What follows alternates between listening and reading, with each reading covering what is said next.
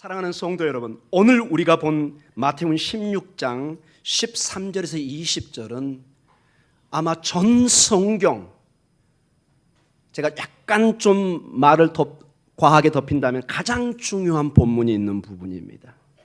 지금까지 마태복음이 오늘 이 본문을 향해서 아주 등산을 하듯이 달려온 것입니다. 특별히 시몬 베드로가 고백한 16절의 말씀은 모든 신구약의 핵심 중의 핵심입니다. 우리 교회가, 온 세계의 교회가 2000년의 역사의 교회의 가장 중요한 고백이 무엇이냐? 우리의 파운데이션, 기초가 무엇이냐? 바로 16절의 말씀입니다. 이 말씀이 오늘 우리가 고백이 안 된다면, 우리 목동중앙교회가 날마다 이 고백을 하지 않으면 우리 교회는 그 순간부터 교회가 아니라 종교 집단으로 변하기 시작합니다. 예수 그리스도, 그분이 없는 어떠한 예배, 어떠한 모임도 교회란 단어를 쓸 수가 없습니다. 왜냐? 교회는 이 예수 그리스도를 향한 신앙 고백 위에 세워졌기 때문에 그렇습니다. 사랑하는 성도 여러분, 2000년의 교회의 역사에 수많은 핍박과 수많은 어려움이 있었습니다. 어떤 이 신앙의 고백에 힘이 있길래 지금까지 우리에게 전해지고 이것을 향해서 목숨을 걸고 순교의 자리가 나고 2000년의 시간의 검증 속에 살아남을 수 있을까요? 여러분, 우리는 학교에서 대개 고전이라는 책들을 소개받습니다. 고전, 특징은 시간의 시험을 받은 것들입니다. 1000년 전에, 2000년 전에 쓰여진 내용인데 시간이 흐르면 흐를수록 누가 봐도 거기에 심오한 뜻과 철학과 어떤 진리를 발견할 수 있을 때 이것을 고전의 레벨에 올려놓습니다. 그래서 학교에서 꼭 읽어야 될 필독서로 올려놓습니다. 그 핵심이 시간을 통해서, 많은 사람을 통해서 검증을 받았다는 것입니다. 우리의 기독교도 지금 이 시간에 우리하고 시차가 다른 데는 좀 다르겠지만 시차가 같은 모든 세상에 지금 이 11시에 다 예배를 함께 드리고 있습니다. 어떤 힘이 이러한 권능을, 힘을 가지고 있다면, 어떤 힘이 우리를 이렇게 자석처럼 우리를 끌고 오는 것입니까? 이건 누가 막은다고 될 일이 아닙니다. 우리의 심령이, 우리의 영혼이 예배를 드리지 않고는 견딜 수 없는 마음을 주고 있는 것입니다. 오늘 이 본문에 나와 있는 이 신앙 고백은 모든 교회의 근간이요, 기초를 결정하는 가장 중요한 부분이라는 것을 우리가 전제조건으로 보고 오늘 말씀을 우리가 나누기를 원합니다. 자, 마태복음 16장 13절부터 오늘 본문이 시작됩니다. 우리 13절 같이 읽도록 하겠습니다. 예수께서 빌립보 가이사랴 지방에 이르러 제자들에게 물어 이르시되 사람들이 인자를 누구라 하느냐. 자, 지금까지 예수님께서는 가르치고 전파하고 고치는 교회의 사명을 함께 하시고 제자들에게 그 사명을 부어주셨습니다. 그 일들을 해오셨습니다. 그런데 어느 날 이 가이사랴 빌립보 가이사랴로 제자들을 데리고 가서 놀라운 질문을 합니다. 너희들은 들었느냐? 사람들이 나에 대해서 뭐라고 얘기하는지. 나중에는 그러면 너희들은 나를 뭐라 하냐? 이렇게 질문을 합니다. 자, 오늘 갔던 장소가 가이사랴 빌립보라는 곳입니다. 굉장히 특이한 곳입니다. 위치가 이스라엘의 가장 북쪽에 있습니다. 이방 나라와 국경선에 있습니다. 이스라엘의 가장 위에 있는 경계선입니다. 즉 이스라엘과 이방, 이스라엘과 세상이 이렇게 교차되는 곳입니다. 왜 여기에서 하나님께서 오늘 중요한 이 신앙 고백을 요구했는지를 한번 살펴보기로 합니다. 의도적으로 예수님께서 이곳에서 이러한 신앙 고백을 물었던 것을 우리는 의미 있게 받아들여야 될 것입니다. 여기서 우리가 잠깐 볼 수 있는 것은 예수님의 이 신앙 고백을 통해서 교회가 세워질 텐데 이 교회의 방향이 여기서 암묵적으로 제시되고 있습니다. 이스라엘에만 이 하나님의 복음이 머무는 것이 아니라 이제 이방으로, 세상으로 나가야 될 것인가를 이 경계선에서 우리에게 보여주고 있다고도 우리가 짐작해 볼 수 있습니다. 자, 오늘 본문의 13절에 제자들에게 물어 이르시되 사람들이, 자, 주변의 사람들이 인자를, 여기서 인자라는 것은 주로 에스겔서에 거의 100여 번에 가까운 나오는 그 인자입니다. Son of God. 이건 전통적으로 예수님 당시에는 중요한 메시아의 칭호 중에 하나였습니다. 이 인자를 누구라 하느냐, 여기에 대한 물음에 16장 14절로 제자들이 그 소문들을 보고를 해줍니다. 우리 같이 읽겠습니다. 시작. 이르되 더러는 세례 요한, 더러는 엘리야, 어떤 이는 예레미야나 선지자 중에 하나라 하나이다.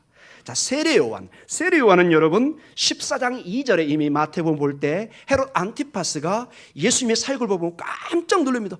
아니, 내가 죽였던 그 세례 요한이 혹시 다시 부활한 것이 아닌가? 이렇게 막 덜덜덜 떠는 모습을 우리가 이미 살폈어요. 즉 주변에 많은 사람들이 혹시 세례 요한이 다시 살아온 건 아닌가, 이렇게 예수님을 바라보았다는 것입니다. 어떤 사람은 엘리야라고 보는 사람도 있었습니다. 이것은 말라기 3장 1절과 말라기 4장 5절과 6절에 보면은 마지막 때 메시아의 도래가 시작되는 그 시기에 엘리야의 선지자가 다시 올 것을 예언되어 있습니다. 혹시 이 예수님이 그 메시아를 가져오게 할 그 선지자가 다시 오신 것은 아닌가, 이렇게 소문을 만들고 있었다는 것입니다. 예레미야는 약간 해석이 여러 가지 분분하지만은 예레미야 선지자의 특징은 통곡, 눈물의 선지자였고 주로 심판을 선언했던 선지자였습니다. 이런 모습이 우리 주님과 유사한 점이 많다고 해서 예레미야라는 그런 주변에 소문이 났을 걸로 얘기하고 있습니다. 선지자 중에 하나다. 즉 메시아의 도래가 이루어지면 선지자를 통해서 메시아의 길들을 예비할 성경의 그 예언들이 혹시 지금 이 예수라는 사람을 통해서, 이 선지자를 통해서 이루어지는 것은 아닌가. 공통적인 특징이, 세상의 이 소문의 핵심은 예수님이 그 자체가 메시아인 것을, 하나님의 아들인 것을 인정하지 않고 있습니다. 그 메시아를 준비하는 선지자 정도로 생각하고 있다는 것입니다. 사랑하는 성도 여러분, 이것이 굉장히 우리에게 많은 도전을 주고 있습니다. 오늘도 수많은 사람이 교회를 나올 수도 있고 교회를 안 나올 수도 있습니다. 그러나 예수라는 이 한 사람에 대해서 다양한 의견이 나올 수 있습니다. 여러분과 저는 이 예수 그리스도가 아니면 우리는 죽는다, 이분이 우리의 구세주다, 이분을 통해서만 오직 하나님 나라에 갈 수 있는, 이분만이 우리의 왕이시오, 우리의 메시아요, 우리의 구원자다, 이렇게 고백하지만 상당수의 많은 세상의 사람들은 오늘 여기에 있는 세상 사람들처럼 어떤 위대한 선각자, 윤리가, 어떤 지도자, 그 정도 차원에서 생각하는 사람이 의외로 많다는 것입니다. 소크라테스라든지 시타르타라든지 공자나 맹자 수준으로 생각하는 사람들이 의외로 많습니다. 그 사람들에게 예수가 하나님의 아들이고 하나님 그 자체이고 오직 예수 그리스도를 통해서만이 하나님 나라에 갈 수 있다고 얘기하면 대부분 잘 받아들이지 않습니다. 자, 이러한 소문도 중요하지만 정말 주님의 관심사는 지금까지 정말로 선택하고 훈련하고 가르쳤던 그 제자들이, 나중에 그 사도가 될 그 사람들이, 그 제자들이 과연 예수님을 어떻게 생각하느냐, 이 질문에 오늘 중요한 도전을 주고 있습니다. 우리 16장 15절입니다. 이렇게 다시 묻습니다. 같이 읽습니다. 이르시되 너희는 나를 누구라 하느냐. 여러분, 이 질문은 우리 예수님께서 오늘 제자들만 아니라 여러분과 저에게도 주는 말씀입니다. 모든 교회 일을 하는 사람들, 모든 성도들, 선교사님들, 목회자들 특별히 정말로 이 질문 앞에 정직하게 이 양심에 호소한 대답을 해줘야 됩니다. 교회를 하는데, 목사인데, 선교사인데, 하나님의 중요한 일들을 하는데 신앙이 없을 수 있다는 것입니다. 그저 선지자의 한 사람으로 예수님을 생각할 수도 있다는 것입니다. 예수 그리스도가 아니면 나는 영원히 죽는다는 이 신앙 고백이 안 믿어지는 사람이 의외로 있다는 것입니다. 사랑하는 성도 여러분, 이 질문에 우리 목동 중앙교회가, 여기 서 있는 제가 어떻게 대답하나에 따라서, 여러분이 어떻게 반응하에 따라서 모든 정체성과 교회의 근간이 결정되는 것입니다. 여기 본문을 보면은 우리 해석에 약간 빠진 게 있습니다. 우리 15절 다시 한번 봐볼까요? 15절 이르시되 너희는 나를 누구라 하느냐. 이 원어에는 그러나 너희는 내 휴메시. 자, 세상은 이렇게 주로 선지자라고 얘기하고 있습니다. 그러나 너희는 뭐라고 생각하느냐. 그러나 너는 그러면 나를 어떻게 생각하느냐. 정말로 너는 뭐라고 나를 생각하느냐. 여기서 그러나와 너희는 이게 헬라 원어에 아주 강조되어 있습니다. 그러나 너는 뭐라고 생각하느냐. 너희도 나를 선지자로 생각하느냐. 이렇게 얘기합니다. 자, 그때 16장 16절에 참으로 놀라운 신앙 고백이 이루어지고 있습니다. 우리 16절 같이 읽겠습니다. 시작. 시몬 베드로가 대답하여 이르되 주는 그리스도시요 살아계신 하나님의 아들이시니이다. 아멘. 아멘. 이 짧은 문장이지만 모든 우리의 신앙의 근간을 고백하고 있는 것입니다. 여러분, 이 말씀을 다시 한번 봐보십시오. 16절에 베드로는 이렇게 말하지 않았습니다. 주님, 제 생각에는 예수님은 그리스도입니다. 절대 이렇게 말하지 않았어요. 사족을 붙이지 않았습니다. 또는 우리가 생각할 때 우리 제자들이 전체 공통적으로 생각해 보는데 예수님은 그리스도입니다. 이렇게도 얘기하죠. 어떤 사족도 붙이지 않았습니다. 여러분, 다시 한번 보실래요? 베드로는 아주 담대하게 단순하게 고백합니다. 주는 그리스도시요. 아멘. 예수 그리스도가, 예수님이 그리스도라는 것입니다. 메시아라는 것입니다. 약속된 분이라는 것입니다. 우리의 구원자라는 것입니다. 이 고백 위에 교회가 출발했습니다. 앞으로 이 고백 위에 교회는 살아야 됩니다. 그 외에 그 어떤 것도 다 사족입니다. 교회의 핵심은 여러분과 제가 가장 중요하게 붙잡아야 될 게 무엇이냐? 예수님은 메시아라는 것입니다. 예수님은 그리스도라는 것입니다. 그 어떤 것을 그 외에 붙이는 건 다 사족입니다. 이 얘기는 무슨 얘기냐? 우리 교회가, 제 설교가 예수 그리스도, 예수님이 우리의 메시아고 그분이 우리의 왕이고 예수 그리스도의 복음이 선포되지 않으면 그때부터 우리 교회는 종교 집단이 되고 제 설교는 설교가 아닌 것입니다. 더 이상 여기서 제가 서서 말씀을 전할 자격을 잃어버리는 것입니다. 우리를 크리스찬이라고 그럽니다. 성도라고 그럽니다. 크리스찬, 이 크리스찬의 말 자체가 크리스토스, 그리스도라는 말에서 기원한 것입니다. 세상과 우리를 구별하는 것이 무엇이냐? 우리는 이 예수를 그리스도, 우리의 메시아, 우리의 구원자로 고백하는 것입니다. 자, 여기서 한 가지 중요한 게 우리는 그냥 주는 그리스도시요 이렇게 나와 있는데 이게 우리말로 표현은 이렇게밖에 할 수가 없겠죠. 그러나 영어 표현을 보면 훨씬 헬라어 원어를 강조해 놨습니다. You are the Christ 이렇게 되어 있습니다. 정관사 더를 딱 붙여놨습니다. 이게 무슨 얘기냐? 그냥 일반적으로 있는 그 당시에 소문으로 나뒹구는 어떤 메시아가 아니라 예수님은 당신은 바로 그 메시아입니다. 온 구약이 수천 년 동안 기도해 왔고 기다려 왔고 하나님이 보내신 바로 그 지목된 유일한 메시아라고 이렇게 강조하고 있습니다. 아멘. 예수님이 바로 그 메시아라는 것입니다. 하나님의 유일한 기름 부음 받은 자라는 것입니다. 많은 사람들이 기름을 받았습니다. 왕도, 제사장도, 선지자들. 그러나 이 본문에서는 오직 예수 그리스도만 유일하게 하나님의 기름 부음 받은 바로 메시아, 메시아라는 뜻 자체가 하나님의 기름 부음을 받았다는 것입니다. 그 메시아는 이스라엘의 궁극적인 분이요 하나님의 최종적인 왕이라는 것입니다. 더 이상 우리는 다른 왕을 기다릴 필요가 없다는 것입니다. 예수님이 우리의 모든 것이고 예수님이 우리의 최종적인 왕이요 지금 현대식으로 하면 예수님이 우리의 해답입니다. Jesus is our answer. 예수님이 우리의 대답입니다. 우리의 해결입니다. 아멘. 무엇을 다른 걸 찾을 필요가 없는 것입니다. 예수님이 바로 우리 모든 것을 풀고 해결할 수 있는 바로 그 대답이라는 것입니다. 이스라엘 백성들이 메시아를 기다렸던 것이 그 초점이 뭐냐? 이 메시아를 통해서 모든 것을 해결받기를 원했습니다. 지금 우리식으로 한다면 주님이 바로 그 해답이요 대답이라는 것입니다.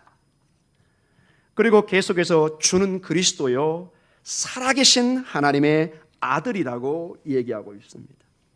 이 본문에서 하나님의 아들이라는 것은 하나님의 대리인으로서 하나님과 특별한 관계를 맺고 있다는 것을 강조합니다. 이 고백이 점점 우리 교회에서 이제 깊은 뿌리를 두면서 이것은 삼위일체 중에 제2격인 성자 하나님을 이것으로 가리키고 있습니다. 그리고 이 하나님의 아들이라는 이것은 예수 그리스도는 온전히 인간이시고 온전히 하나님이시라는 이 신앙, 굉장히 어려운 신앙이지만 도저히 이성적으로 받아들일 수 없는 거지만 이 신앙의 근거가 살아계신 하나님의 아들이라는 이 고백입니다. 자, 이러한 놀라운 고백 속에 16장 17절에 주님의 반응이 나타납니다. 우리 같이 읽어볼까요? 예수께서 대답하여 이르시되 바요나 시몬아 내가 복이 있도다. 이를 내게 알게 한 이는 혈육이 아니요 하늘에 계신 내 아버지이시니라. 아멘. 자, 여기서 핵심이 뭐냐? 예수님이 사실 깜짝 놀랍니다. 베드로가 그리고 제자들이 어떤 상황에 있는 것을 너무 잘 알고 있었죠. 믿음이 천천히 자라고 의심이 많고 4,000명을 먹이고 5,000명을 먹이는 자리에서도 아직도 빵이 부족하다고 근심하는 그런 제자들입니다. 그런데 이 놀라운 신앙 고백이 있는데 주님이 정확하게 이렇게 얘기합니다.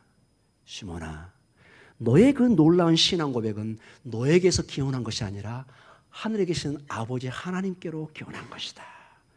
우리의 믿음이 오늘 여러분이 이곳에 와서 예배드리고 예수님이 그리스도라는 것을 고백하는 것은 하나님의 은혜의 선물이라는 것입니다. 요한복음 1장 12절과 13절에 전적인 하나님의 은혜라는 증거가 나옵니다. 우리 같이 한번 읽어볼까요? 시작. 영접하는 자 곧 그 이름을 믿는 자들에게는 하나님의 자녀가 되는 권세를 주셨으니 이는 혈통으로나 육종으로나 사람의 뜻으로 나지 아니하고 오직 하나님께로부터 난 자들이니라. 혈통으로나 육종으로 사람의 뜻이 아니라 오직 하나님께로 난 자들이 하나님의 자녀가 되는 권세를 갖게 되는 것입니다. 하나님의 은혜에 기인하는 것입니다. 은혜 아니면 우리는 설 수 없습니다. 나의 나된 바는 하나님의 은혜입니다. 그래서 우리 교회의 신앙의 가장 중요한 게 겸손입니다. 엎드려지는 것입니다. 절대로 우리는 고개를 들고 하나님 앞에 서는 존재가 아닙니다. 늘 우리를 살리신 그 생명의 하나님, 그 은혜를 주신 그 선물을 주신 그 하나님 앞에 우리는 오늘도 겸손히 엎드려지는 것입니다. 에베소서 2장 8절에서 9절에 이렇게 말씀하십니다. 같이 읽습니다. 너희는 그 은혜에 의하여 믿음으로 말미암아 구원을 받았으니 이것은 너희에게서 난 것이 아니요 하나님의 선물이라. 행위에서 난 것이 아니니 이는 누구든지 자랑하지 못하게 함이라. 아멘. 우리의 믿음이 하나님의 선물이라는 것입니다. 선물의 특징은 내가 원해서 받는 것이 아니면 누군가 주는 것입니다.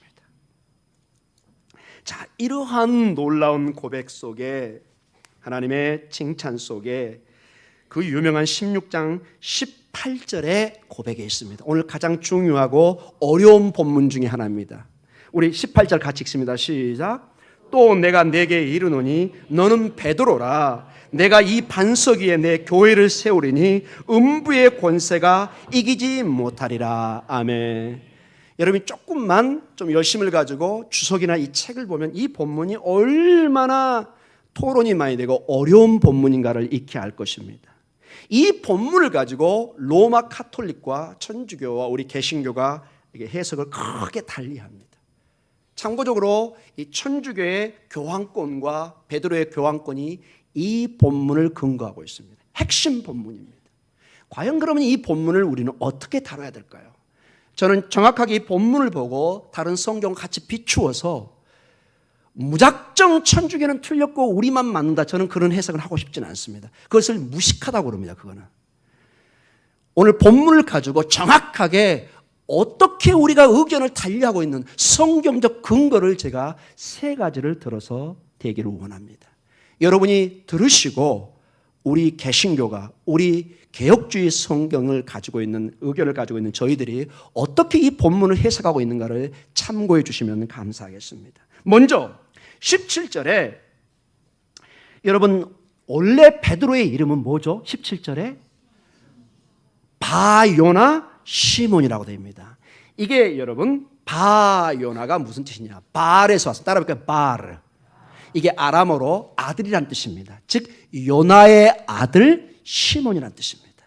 즉 시몬인데 그의 가문이 요나 집안이라는 거예요. 바르 요나 시몬. 벤호 여러분 영어 아시죠? 거기서 벤이 바르의 히브리 표현입니다. 홀의 가족의 아들이란 뜻입니다. 벤이라는 말이 아들이란 뜻입니다. 시몬은 요나의 아들이란 뜻입니다. 원래 그래서 베드로는 시몬, 사이몬이라는 이름을 가지고 있었습니다. 근데 오늘 본문에 18절에 뭘로 바꾸죠? 베드로라고 바꿉니다. 베드로. 자, 따라 보겠습니다. 페트라. 페트라입니다. 이 헬라어로. 반석이란 뜻입니다. 피터, 베드로를 반석이라고 이름을 짓습니다. 원래 다른 성경에 보면은 또 게바라는 이름이 있습니다. 그렇죠? 게바. 이 게바는 베드로의 그 당시에 공용어였던 아람어의 표현입니다. 게바는 아람어로 그 당시 반석이란 뜻입니다. 자, 왜 이름을 바꿨을까요, 여러분? 이것은 구약의 큰 전통에 기인하고 있는 것을 보게 됩니다. 여러분, 아브라함이 원래 이름이 뭐였죠? 아브라함이었습니다. 하나님의 은혜 속에 아브라함을 아브라함으로 바꿉니다. 야곱은 나중에 뭘로 바뀌죠? 이스라엘로 바뀝니다. 이 바뀔 때 공통적인 특징이 그들의 신분과 사명이 완전히 변화를 받을 때 하나님이 특별히 이름을 바꾸는 것을 보게 됩니다. 오늘 시몬을 베드로라는 반석의 이름으로 바꾸면서 완전히 베드로를 통해 새로운 신분과 사명을 부여하고 있는 것을 보게 됩니다. 다시 원점으로 돌아가서 내가 이 반석 위에 내 교회를 세우리라. 아주 가장 심각한 토론이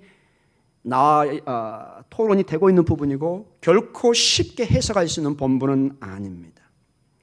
여기서 특별히 교회라는 단어가 나옵니다. 여러분 참고적으로 교회가 다른 성경에는 안 나오고 마태복음의 복음서에 처음으로 나옵니다. 딱 마태복음에 3번 나옵니다. 오늘 보는 본문에 16절 18절에 한 번 나오고 우리가 곧 볼 18장 17절에 교회라는 단어가 에클레시아라는 단어가 2번 나옵니다. 그래서 도합해서 3번 에클레시아가 마태가 유일하게 사용을 하고 있습니다. 자, 이 교회를 세운다는 이 본문을 가지고 로마 카톨릭에서는 베드로와 그 계승자로 여기는 교황권이 이 본문에 근거하고 있습니다. 그러나 우리 개신교 교회에서는 우리 장로교에서는 베드로가 여기서 말하는 반석이 아니라 그가 고백한 고백이라고 해석합니다. 여러분 어떻게 여러분 해석이 되십니까? 자, 시간이 없기 때문에 본문으로 들어가겠습니다. 오늘 본문은 여러분 중요합니다. 마치 로마 카톨릭의 의견이 맞는 것처럼 보입니다. 이 본문으로 보면은 베드로의 이름 자체가 뭐라고요? 반석입니다. 이 본문을 가지고 이것을 다른 고백이다 이렇게 번역할 수는 없습니다. 주님이 의도한 게 명확하게 보입니다. 베드로 그 반석의 교회를 세우겠다는 것입니다. 베드로의 이름이 반석입니다. 그런데 이제 우리에게 심각한 그러면 질문이 주어지는 것입니다.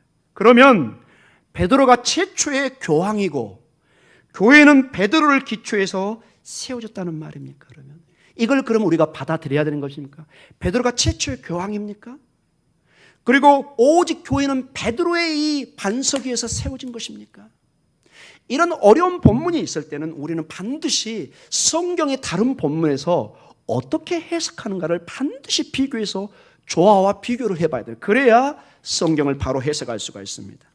바울은 이러한 교회의 관계 등에서 관한 것에서 명확한 해석을 내려줍니다. 에베소서는 여러분 교회에 관한 중요한 서신서입니다. 교회가 어떤 것인가를 설명하는 것이 에베소입니다. 에베소 2장 19절과 20절에 이렇게 바울은 디모데에게 편지를 써서 보냅니다. 같이 읽습니다. 시작. 그러므로 이제부터는 너희는 외인도 아니요 나그네도 아니요 오직 성도들과 동일한 시민이요 하나님의 권속이라.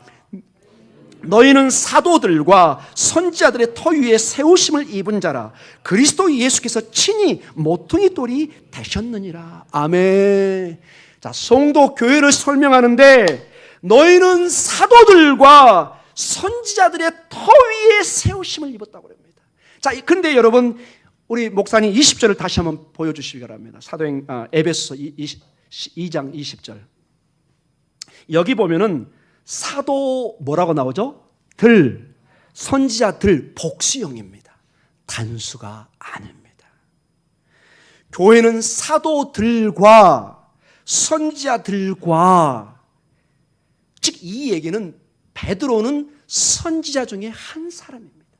베드로만 선지자가 사도가 아닙니다, 여러분. 베드로는 사도 중에 한 사람입니다. 그리고 오직 교회는 그리스도 예수께서 친히 모퉁이 돌이 되셨다고 해요. 교회는 예수 그리스도의 반석 위에 세워졌다는 것입니다. 오직 예수 그리스도의 반석 위에 세워진 것을 오늘 20절에 그리스도 예수께서 친히 모퉁이 돌이 되셨다, 이렇게 나오고 있습니다. 자, 그래서 에베소서를 통해 보면은 오늘 이 본문을 우리가 다시 해석할 필요가 있다는 것입니다. 유일하게 베드로가 모든 전권에 유일하게 베드로라는 사도, 오직 그 돌 위에만 교회가 세워진 것이 아니라 사도들, 여러 사도들의 그 돌 위에 반석 위에 세워졌다는 것이 오늘 에베소서 2장을 보면 분명히 나옵니다. 그리고 우리 다시 한번 이 본문을 세심하게 보도록 하겠습니다. 18절 다시 보겠습니다. 18절 다시 보면은 내가 이 반석 위에 내 교회를 세운다고 되어 있습니다. 그런데 여러분, 우리도 모르게 이것을 어떻게 해석하고 있느냐? 이 반석, on this rock, 이렇게 되어 있습니다. 영어 표현을 한다면 이 반석인데 여기에 우리는 나도 모르게 원어에 없는 어떤 것을 첨가합니다. 어떻게 첨가하느냐?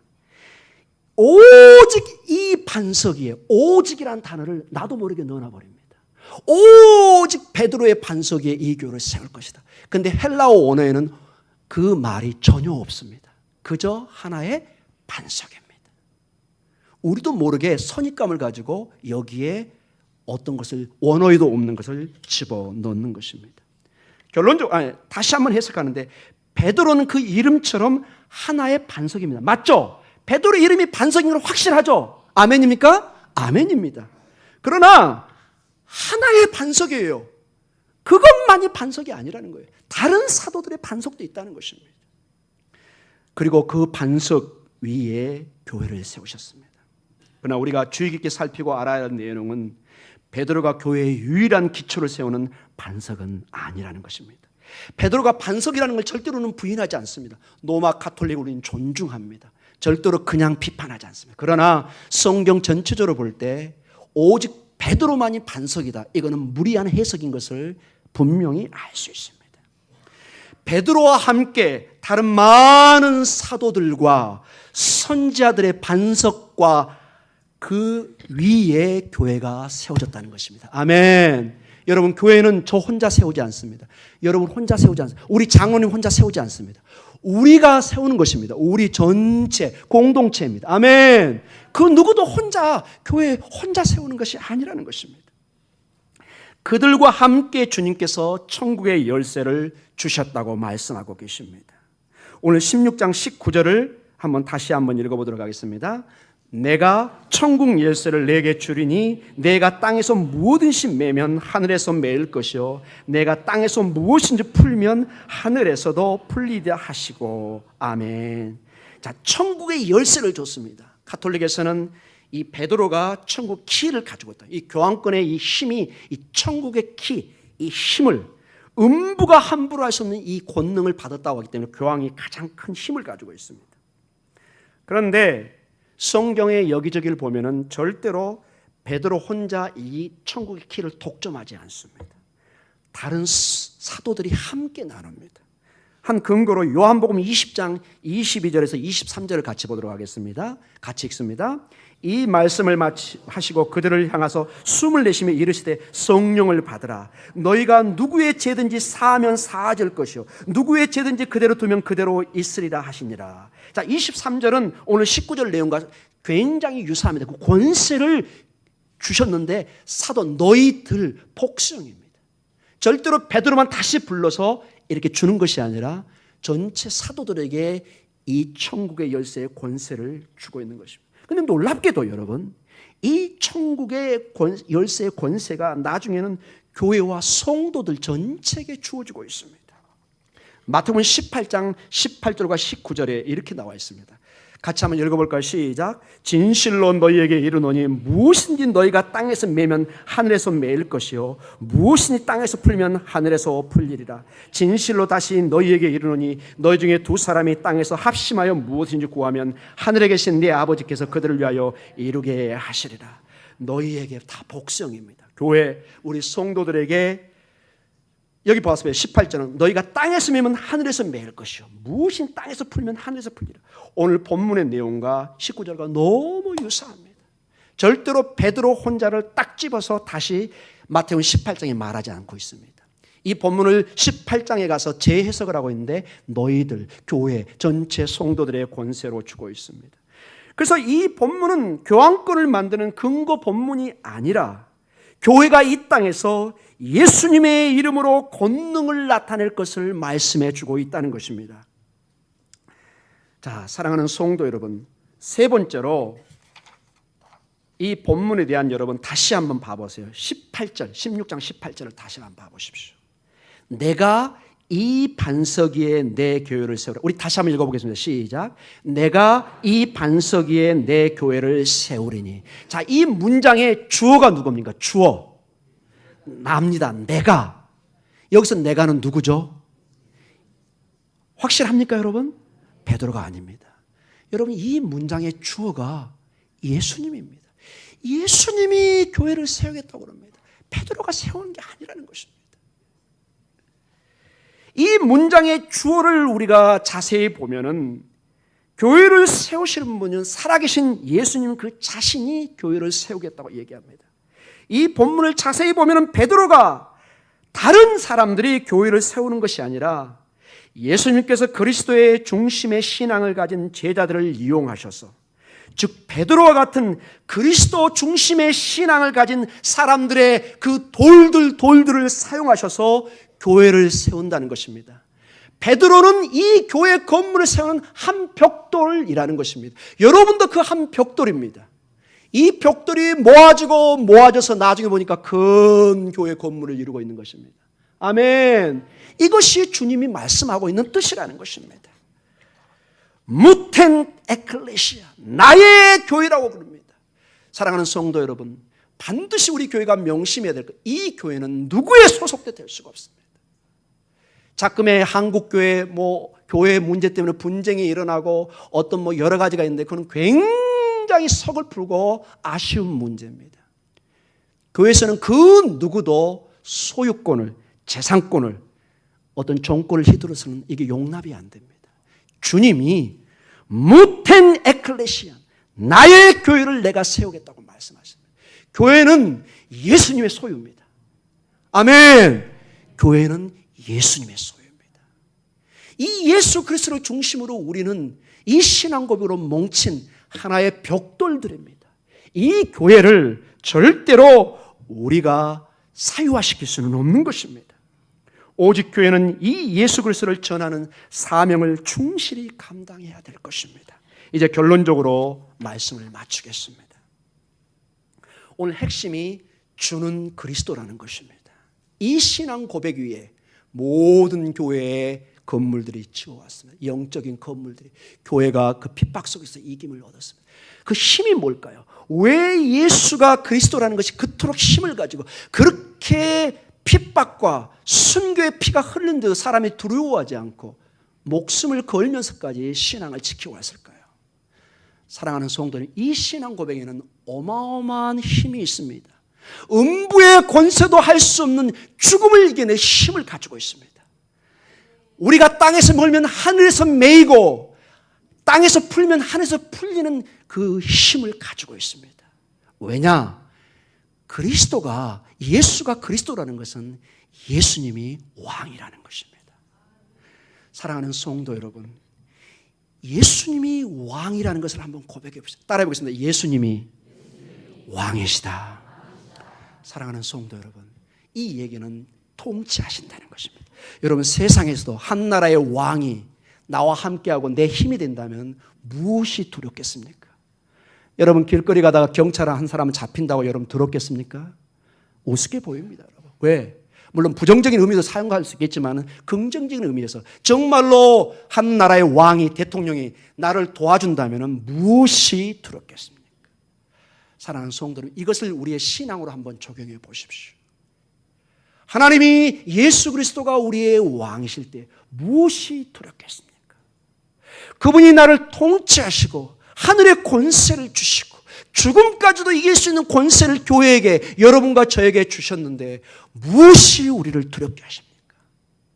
만약에 우리가 두렵게 산다면 그것은 하나님의 말씀에 안 맞는 것입니다. 두려워하지 말라, 내가 세상을 이겼노라. 강하고 담대하라고 말씀하십니다. 왜냐? 이 말씀에 근거하고 있기 때문에 그렇습니다. 교회가 예수 그리스도가 우리의 왕이시라는 것을 선포할 때, 이것을 가르치고 전파할 때 교회는 하나님의 엄청난 부어지는 능력과 권능을 함께 한다는 것입니다. 이것은 세상의 그 어떤 세력도 맞설 수가 없습니다. 북한이 그것을 맞서고 있습니다. 반드시 망할 것입니다. 사랑하는 성도 여러분, 강하고 담대하십시오. 우리가 우리의 삶에 예수 그리스도를 우리의 왕으로 고백하고 나아가면 세상의 그 어떤 어두운 세력도 결코 우리를 어찌할 수가 없습니다. 주님이 그 권세를 우리에게 주셨습니다. 2017년은 예수님이 우리의 그리스도, 우리의 메시아, 우리의 왕이라는 이 고백이 그 어떤 문제도 헤쳐나갈 수 있는 힘이 되시기를 축복하며 기도합니다. 여러분, 힘을 내십시오. 강하고 담대하십시오. 정말로 이 고백에 2000년의 교회 역사가 왔고 우리도 그 한 정점에 서 있습니다. 우리는 절대로 미련한 사람들이 아닙니다. 이 하나님의 능력 속에 오늘도 승리해가는 여러분의 복된 삶이 있기를 기도합니다. 다 같이 기도하겠습니다.